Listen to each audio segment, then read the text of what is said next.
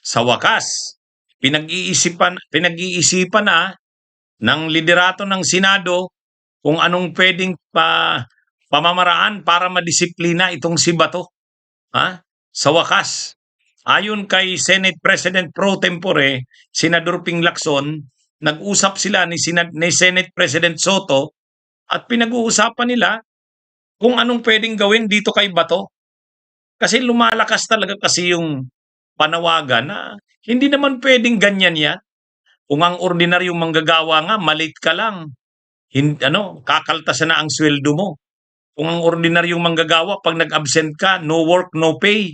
Ito pa kaya, hmm? Ang tagal niya nang hindi nagtatrabaho sa Senado eh. Hindi nagpapakita mula pa noong November 11. Pagdating ng February 11, pangatlong buwan niya na. Oh, kaya nagbabanta na ngayon si dating Senador Sani Trillanes, magsasampa daw si dating Senador Sani Trillanes ng ethics complaint. Posible ngayong Marso, dati nga Mayo yung balita, pero ngayon kahit daw yata Marso, magpa-file na eh.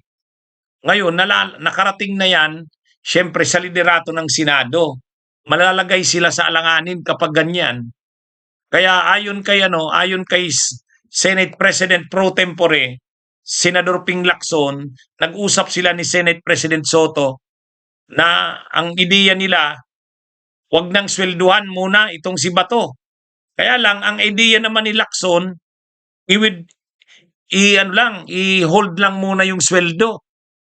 Ang ibig sabihin kasi ng hold, pagdating ng panahon, ibibigay mo rin. Hindi. Dapat hindi i-hold lang. Talagang wag nang swelduhan. Wag nang swelduhan. At saka yung mga staff niya, wag nang bigyan ng operating expenses.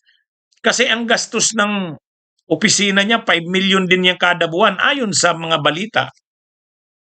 5 million yung operating expenses ng kanyang tanggapan. Dapat hindi na. Ngayon, ang sabi ni Senador Ping Lacson, nag-usap sila ni Senate President Soto, posibleng i-hold na ang sweldo ni Bato.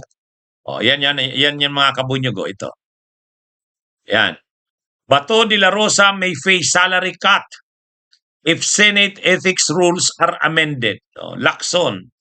January 27, 2026. Posible umanong ititigil ang sweldo ni Bato. Dapat nga talagang na yan, ipatupad na yan. Malaking insulto yan sa mamamayang Pilipino. Pera yan ng taong bayan, siniswelduhan si Bato, hindi naman pumapasok sa Senado. Magtatatlong buwan na. Kaya actually, pagkalipas pa dapat niya ng ilang buwan, halimbawa mag-6 na buwan na yan, i-expel na yan. Sa ngayon, pwede na yan. Huwag nang siswelduhan, putulin na yung budget ng kanyang tanggapan. Yan yung mga pwede. Pero hindi sasapat yan. Kinakailangan sa susunod na mga araw o buwan, kapag hindi pa rin pumasok si Bato, ay dapat yan, sipain na sa Senado. Sibakin na. Kaya siguro nakakaramdam na rin ng pressure itong sila, nakakaramdam na rin ng pressure sila Soto, saka itong sila Lacson. Kaya sabi ni Senador Ping Lacson, pinag-usapan na daw nila ni Senate President Soto na itigil na ang pagsweldo kay Bato. Mga kabunyog, mga kababayan. Ano ito? Kaya tama lang naman yan. Tama lang yan. Actually, hinihintay na yan ng mamamayang Pilipino. Para kasing tinutolerate pa ng Senado o ng liderato ng Senado. Okay lang pala yung ganun. Kaya ito mga kabunyog, mga kabayan, medyo magiging mabigat ang trabaho ni Senador JB Ejercito. Siya ang chairman ng Ethics Committee. Si JB Ejercito ang chairman ng Ethics Committee. At sa kanya to. Ang problema niya ngayon, yung member ng minority sa Ethics Committee, si Marcoleta sa kasi ay yung dalawang masakit sa ulo. Sasakit ang ulo ni JB Ejercito niyan.